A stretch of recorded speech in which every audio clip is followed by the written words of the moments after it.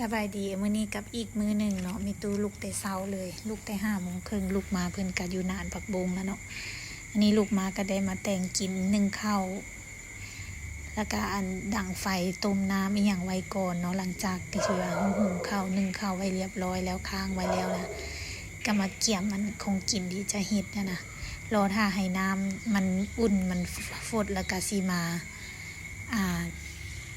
แต่งกินต่อเนาะก็เลยมาเก็บมะเขือให้มีตู้บ่อยากให้เราย่างหลายมันมีหญ้ามันหกนะทุกคนก็จะบ่ได้มาตัดให้อันนี้นี่5 โมงครึ่งนี่เพราะว่าช่วงนี้5 โมงครึ่งมันก็แจ้งแล้วเนาะทุกคนเนาะอยู่มีแต่เช้า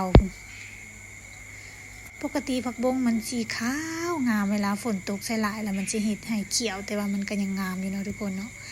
แต่ว่ามันก็บ่ได้หลายดอกมันก็มีซ้ำนี่แหละมีตู้แล้วปลูกเพิ่มในนะธรรมดามันมีหน่อยนึงมันแตกออกมาแล้วกันเอาอันฝุ่นไฟให้นะแล้วดังไฟให้นะก็เอามาโหยใส่เนาะมันสิเป็นยอดขาวๆอันนี้แบบกรณีที่ว่าเขาเอิ้นว่าอย่างเวลามันแดด2-3 มื้อแล้วมีฝนตกมาใส่แล้วยอดมันทั้งขึ้นนะมันสิเป็นขาวๆอันนี้เพิ่นเฮ็ดเองหมดเลยได้นี่นะอันนี้ก็เลยมาเก็บวางน้อยนึงก็มาเก็บมะเขือให้เพิ่นเนาะแต่ว่าเก็บมะเขือก็ทางเก็บทางแล่นนะมันธรรมดามะเขือมันมีหลายตอนนั้นที่เฮาปลูกเนาะเฮาคิดว่ามันเป็นไปหมดแล้วเฮาก็เลยลกทิ่มมันนะแล้วจงไว้ประมาณ 2-3 ต้นจงไว้บ่ย้อนหยังเลยทุกคนจงไว้ย้อนว่า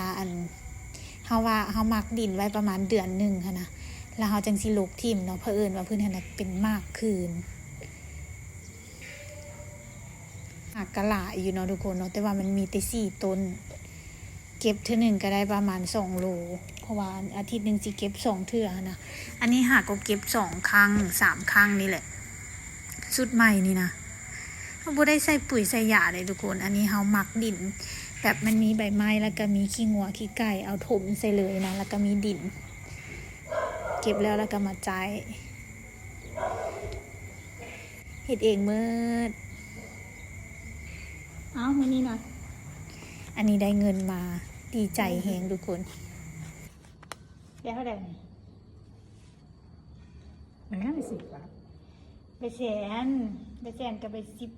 10,000ตายได้หลายเป็นพักบงแล้วจะโลกบัวเราเอาให้100,000ละกันพักปังกับพักกูดนะ10,000ก็เป็น110,000พักมะเขือกับพักบงได้100,000แล้วให้100,000